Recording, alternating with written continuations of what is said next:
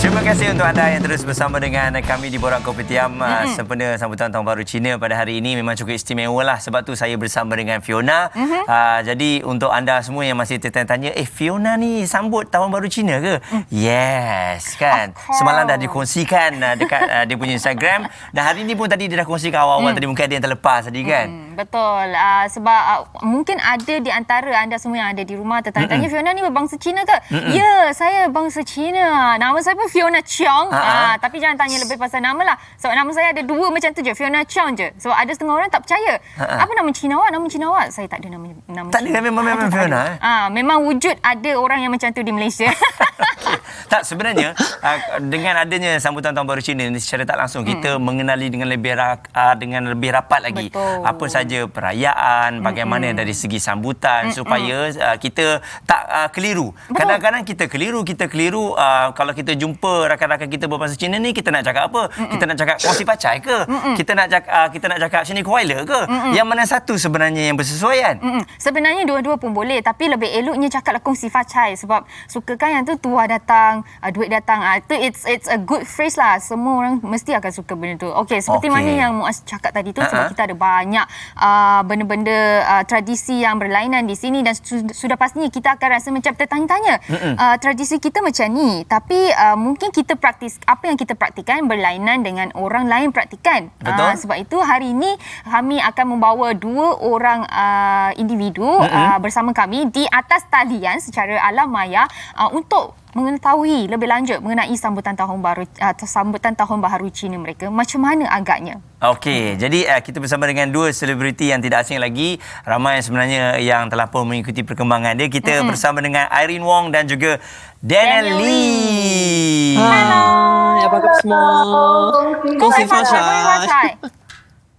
Kongsi facai. Okey, Tak nak jawab sebab tak nak bagi angpau lah tu. Cantiknya baju-baju Daniel dan juga Irene. Cantiklah baju. Terima kasih. Kalau kita Thank tengok you. Irene pakai baju macam hijau dan juga gold. Ya. Okey, itu memberikan luck juga Betul, sebab ada warna emas dekat situ. Okey. Mungkin terlebih dahulu kita boleh tanya Daniel dulu. Daniel, so kita tahu sekarang ni kan Tahun Baru Cina, kali ini memang tak samalah dengan sebelum-sebelum ni. So, macam mana Daniel sambut? Sama dekat KL je lah, sebab sebenarnya Daniel orang asal Kedah, tapi memang tiap-tiap tahun I balik Kedah. Cuma tahun ni je I tak boleh balik Kedah, so I cuma balik rumah yang dekat-dekat mak mertua je lah. So kita makan-makan kat sini tak ramai orang, kurang daripada 10 orang je. So makan-makan kat sini je lah, tak pergi mana-mana pun sebab kena stay at home, kena stay safe. Cannot go out also kan? Ya. Okey. Kita rindu dengar Daniel cakap pasal utara. Jadi kita dah keluar sikit tu. You tahu juga kan? Okey, kalau macam Irene pula, difahamkan sambutannya hanya di Kuala Lumpur, Irene? Ya, memang di Kuala Lumpur sajalah, sebab saya ni berasal daripada Perak tapi dibesarkan di Kelantan. Jadi boleh kecek Kelantan? Boleh lah, sikit-sikit, tak banyak sangat. Cuba kecik Kelantan sikit. Kecek Kelantan? Tak pandai sangat lah sebab dah lama dekat KL. Dia tak jumpa kawan dia. Kalau dia jumpa orang kecek Kelantan, mesti jadi je kan? Okey, macam mana pula dengan persiapan sebelum Tahun Baru Cina? Mungkin Daniel boleh kongsikan dahulu. Sebenarnya dekat KL tak banyak sangat, macam tak terasa kata dah Tahun Baru Cina dah. So Daniel tak buat apa banyak, cuma adalah buat decoration sikit, buat angpau sikit, buat kipas, buat tanglong macam tu je lah. Last minute sampai New Year Eve baru Daniel buat. Biasanya memang tiap-tiap tahun kalau Daniel balik kampung, Daniel akan buatlah hiasan kat rumah, dekat Kedah. Tapi kalau dekat KL tu, okeylah, cincai lah, janji ada feel Chinese New Year sikit. Kan? Okey, kalau macam hari ni pula, selalunya kita sedia maklum lah, kalau tahun-tahun lepas mungkin ada menyanyi di tempat-tempat untuk sambutan Tahun Baru Cina ni. Jadi tahun ini berbeza sikit. Jadi macam mana Irene, perbezaan kali ini dan juga tahun lepas tu dari segi persembahan, nyanyian? Tahun ni memanglah sebab itu MCO kan. So tak boleh pergi mana lah. So ada buat some live dekat macam Zoom ke. dalam Facebook, macam tu aja lah. Okey. Okey. Yang ni sambutan dekat rumah. Dekat rumah. Ini I punya nephew, I punya niece semualah. Okey, ini tengah memaksa untuk ucapkan selamat tahun baru Cina ke macam mana? Nak ambil ampau. Ambil ampau daripada mak saya. Nak ambil. Sebab kanak-kanak kan biasanya budak-budak susah kan nak suruh mereka untuk ucapkan, bagi ucapan kan. Mereka tak ada patience lah, tak ada kesabaran. Betul tak? Ya. Dia shy lah. Okey, macam Daniel sendiri, ampau selalunya nak diberikan bagaimana dari segi jumlahnya? Adakah mengikut umur? Daniel? Yang kan dia nak tanya isi dekat dalam. Sebab kalau raya dia macam ikut kita punya ni kan. Kalau sambutan tahun baru Cina macam mana? Ampau. Kita tengok siapa yang kahwin, siapa yang tak kahwin lah. Kalau yang dah kahwin tu kena bagi angpau lah. Yang belum kahwin tu kita kena ambil angpau lah. Tapi Dennis baru je kahwin tahun lepas. Jadi kena bagi angpau lah. Tapi tahun ni memang lain sikit. Kalau nak bagi angpau pun sebab kita tak jumpa kan. So kita buat angpau je lah. Banking lah.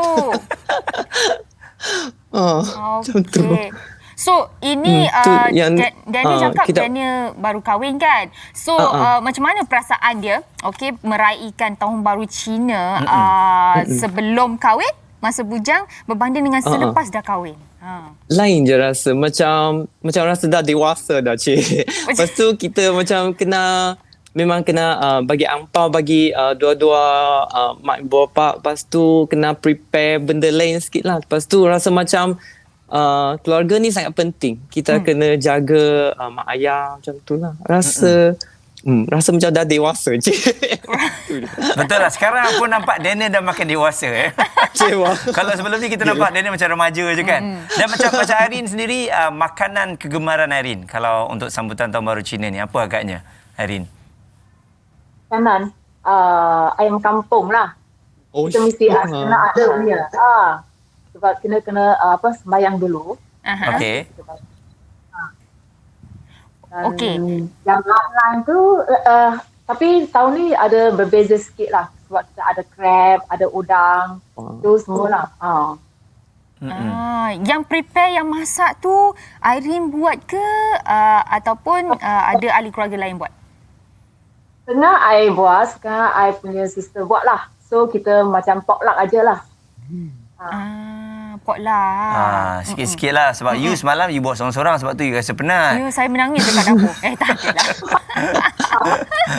Tapi mungkin kita akan rasa macam sebab tahun ni agak berbeza.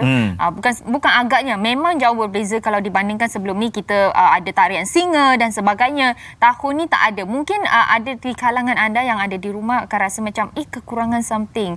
Tapi macam mana kita nak kekalkan tradisi tahun baru Cina ni? Boleh Irene kongsikan tak macam mana Irene kongsikan cara-cara Irene dan family untuk kekalkan tradisi tahun baru Cina ni? Biasanya macam yang kat luar negeri kan, kita adakan Zoom meeting dengan semua keluarga. Lepas tu macam masa kita losang ke apa kan, kita pun Zoom meeting aja lah. Macam sembahyang itu welcome, itu God of Fortune pun kita Zoom meeting semua. Cool lah. Yelah, sebab boleh nampak semua. Dan kalau kita tengok Daniel, dari segi pakaian, baju, bagaimana tahun ini? Adakah menggunakan baju-baju yang lepas ataupun ini adalah baju baru? Actually, kalau baju yang Daniel tengah pakai tu baju tahun lepas, tapi baju baru pun ada sebab bini Daniel designer, so kita orang buat baju sendiri lah. So beli kain yang kita orang suka, lepas tu kita jahit je. Apa benda dalam 2-3 jam kita buat, dah siap baju. Irene pula macam mana Irene? Sebab macam kalau Daniel cakap dia pakai balik baju yang sebelum ni. Irene memang tempah baju baru ke macam mana? Memang I sama dengan Daniel jugalah. Sebab tahun ni tak dapat pergi buat shopping kan. So I pun pakai yang tahun lepas punya. Okey lah, kalau pakai tahun lepas punya, maksudnya you punya size masih sama lagi. Okey. Maintain. Tu okey tak? Tahun lepas okey. Saya pakai 3-4 tahun pun lepas punya tau. Tak apalah, setahun pakai sekali saja mas. Still consider baru lah kan. Yeah. Kita kena amalkan amalan jimat cermat time-time COVID-19 ni kan. Okey, jadi Daniel, ucapan kepada semua yang menonton kami pada hari ini. Silakan Daniel. Nak ucapkan selamat tahun baru Cina kepada semua kaum-kaum Cina dan selamat bercuti kepada semua rakyat Malaysia. Dan always stay safe and stay healthy. Semoga tahun 2021 ni kita semua boleh aman, sentosa dan sentiasa sihat.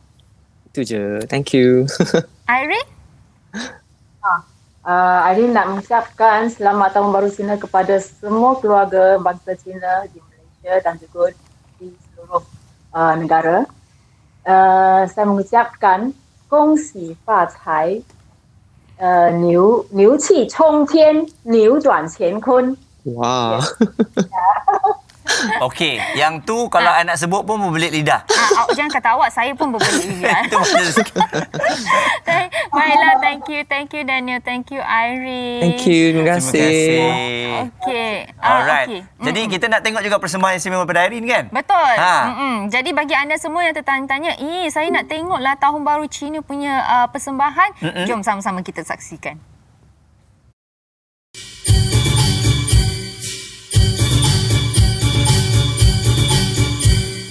财神到，财神到，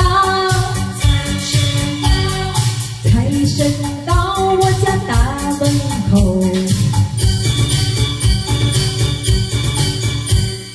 迎财神，接财神，把财神接到我家里头。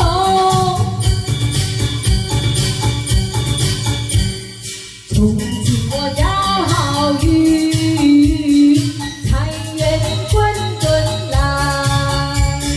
做生意他一本万利，买马票他得心应手，万事都东成西就。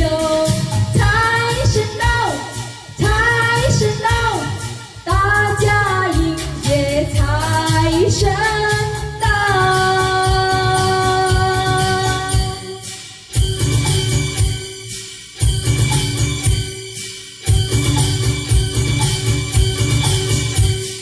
财神到，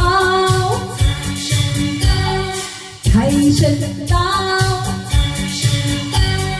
财神到我家大门口。迎财神，接财神，把财神接到我家里头。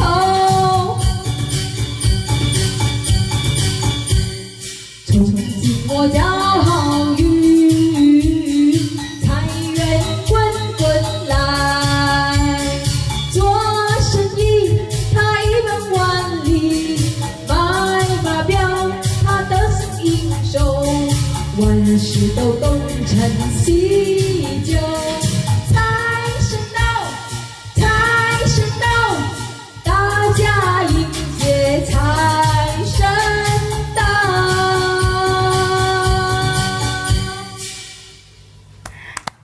Yay! Thank you, thank you. Thank you, Irene. Thank you, Irene. Terima kasih, Irene. Persembahan live daripada rumah. Fiona, mungkin boleh bagi tahu sikit maksud lagu yang dinyanyikan oleh Irene tadi? Google Translate. Maksud dia, dewa kekayaan dah sampai. Dia jemput sampai ke depan rumah dia. Okey. Lagu 5 minit kan? Ha-ha. Tapi translation dia tak sampai 1 minit. So, sebab dia ulang-ulang tadi bagi kita banyak kali kan. Okey, jadi itu dia bersama dengan Daniel dan juga Irene Wong. Kami bawakan untuk anda semua. Betul.